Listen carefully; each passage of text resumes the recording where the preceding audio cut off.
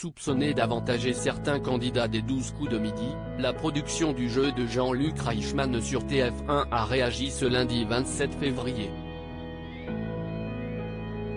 Et évoque l'évolution, décriée, de l'étoile mystérieuse en fin d'émission. Les 12 coups de midi sous le feu des critiques. Alors que le jeu de Jean-Luc Reichmann cartonne tous les midis de la semaine sur TF1, avec des grands maîtres de midi comme Stéphane qui attire chaque jour des millions de téléspectateurs, le format suscite chez certains observateurs quelques interrogations. À en croire quelques internautes, il y aurait une réelle différence de niveau entre les questions, permettant ainsi aux champions de rester plus longtemps en jeu face à leurs challengers. Or, un grand maître de midi attire beaucoup plus la curiosité du public et draine donc de plus fortes audiences.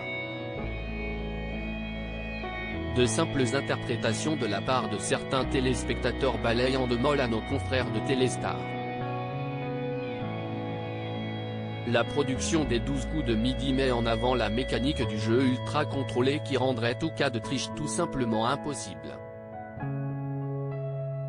Les 12 coups de midi, l'étoile mystérieuse critiquée par certains téléspectateurs second grief, le copinage supposé entre certains candidats en plateau ou au téléphone. Ainsi, un récent gagnant du jeu Audiotel des 12 coups de midi n'est autre que le président d'un club de foot dont Stéphane est le trésorier. Si est une simple coïncidence. Parfois le hasard fait bien les choses, jure Andemol. Dernier point d'irritation, la nouvelle règle de l'étoile mystérieuse finale. Désormais, pour pouvoir proposer un nom, il faudra au candidat avoir bien répondu aux 5 questions du coup de maître préalable.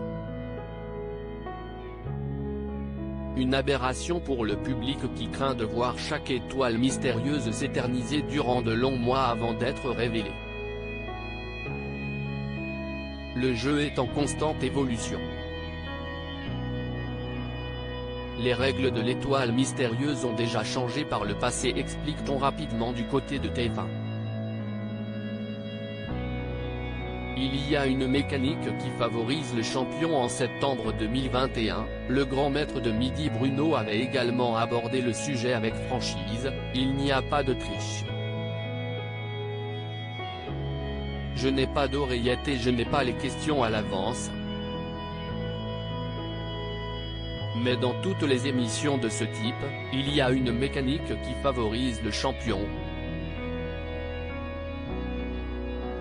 Dans les 12 coups de midi par exemple, les maîtres ont des questions de culture générale lors de la première manche, alors que les challengers ont des questions sur des sondages.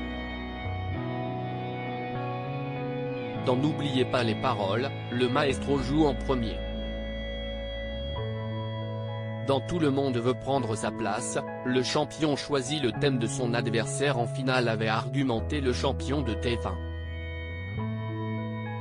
À lire aussi les 12 coups de midi, après avoir refusé une réponse à Hakim, la production reconnaît une erreur.